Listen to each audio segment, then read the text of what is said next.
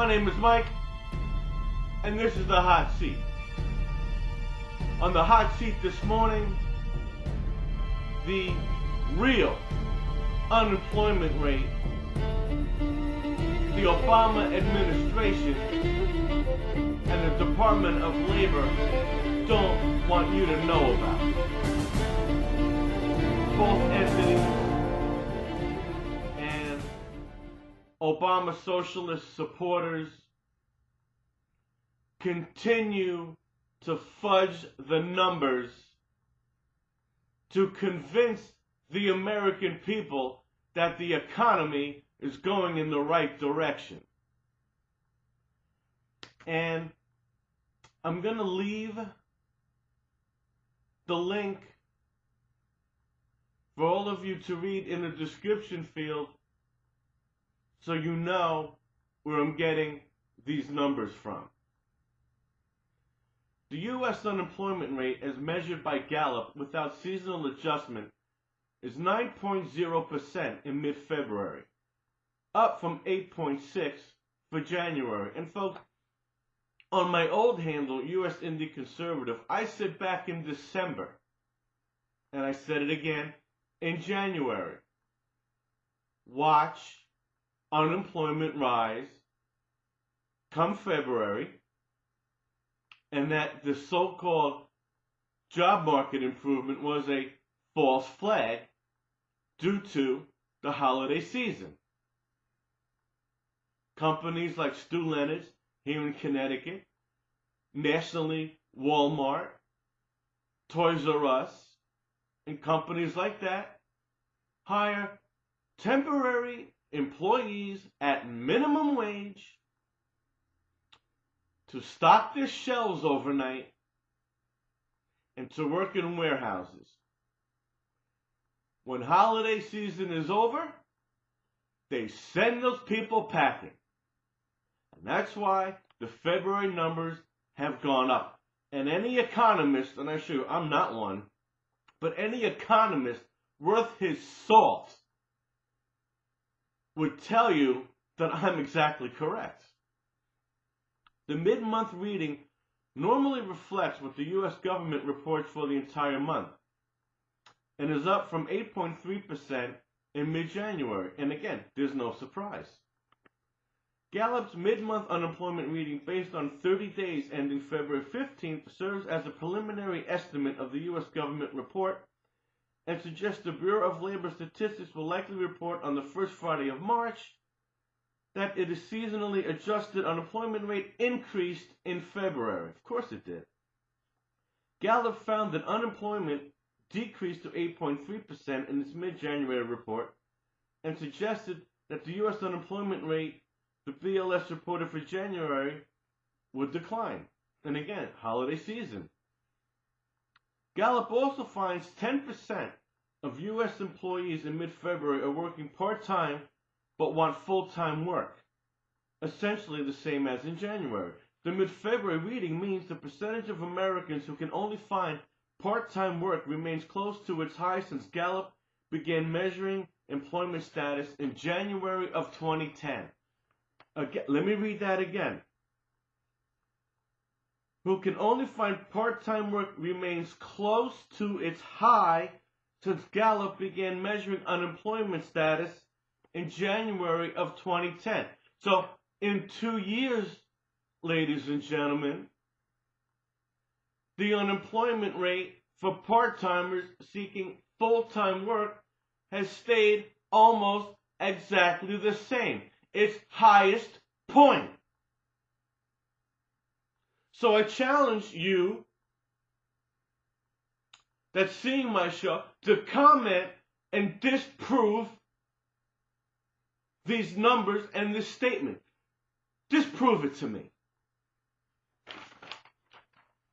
Underemployment, a measure that combines the percentage of workers who are unemployed with the percentage working part-time but wanting full-time work, is 19%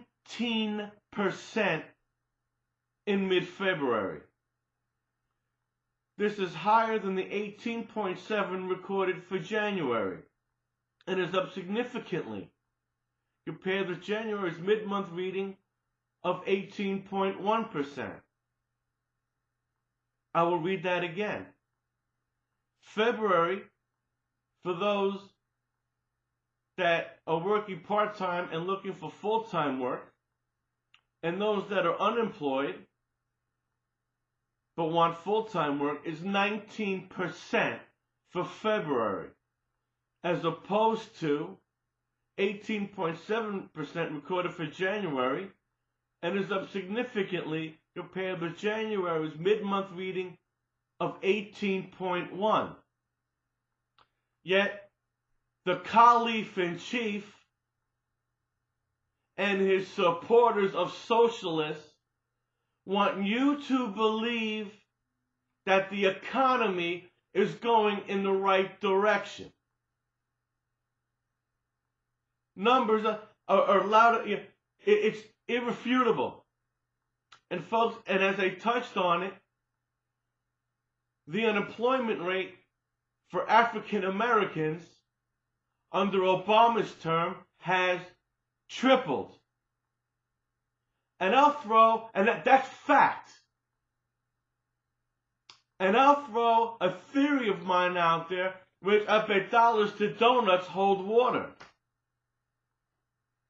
I bet you those that are presently working full-time today are making less money now than they made 4 years ago. And then I'm going to combine those that are working full-time and on top of that a part-time job and still are not equaling what they made with one job 4 years ago, is well over this 19%. But let's put this in terms. This 19% reflects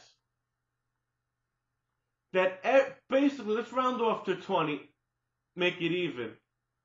For every 5 people you pass in the street, they are underemployed. If that doesn't tell you that this country's in the wrong direction, then you'll never get it. And on top of that, I had this bloke from Britain tell me, and I'm not going to mention his name in my video like he did to me, which I reported to YouTube Legal. I'll keep him anonymous. What he said was that, yes, the stock market is an indicator of the economy. Just Google it. Just Google it. That's all he could give. Google it. Can't give me any facts. Well, let me tell you something, my pasty-faced friend, who I will, again, leave anonymous.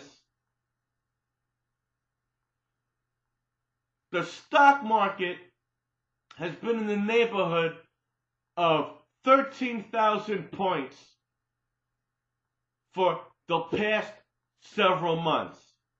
Okay? This 19% of underemployment rate has never been this high since the days of the Great Depression of the 1930s.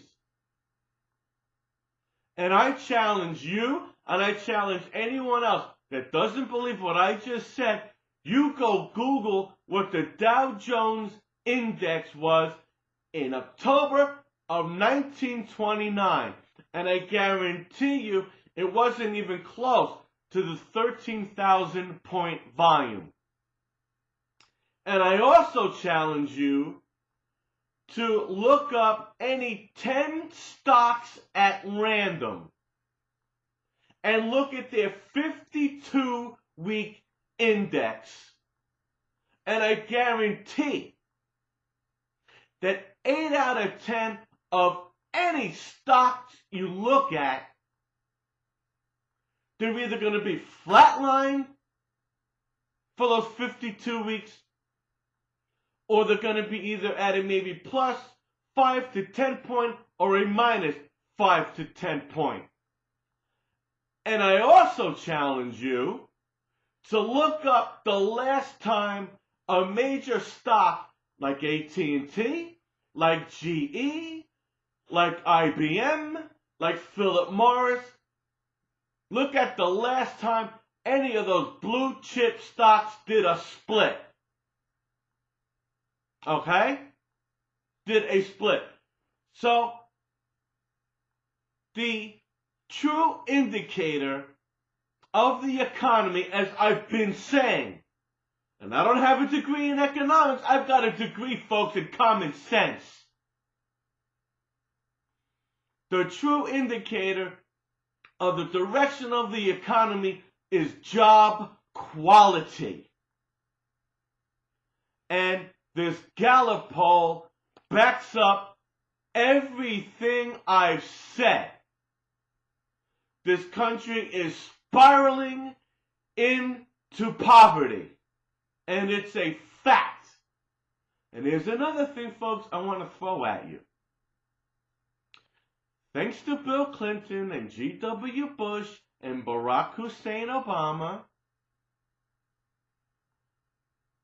we owe our asses to China. And China has kept us from collapse by buying our debt. And I pose this question to you. What do you think would happen the day China's economy slows down to the point where they decide they can no longer buy off our debt and pay our bills? What would happen to the credit rating and credibility of this country? And what do you think the fallout will be? I will leave that with you. My name is Mike, and this is The Hot Seat.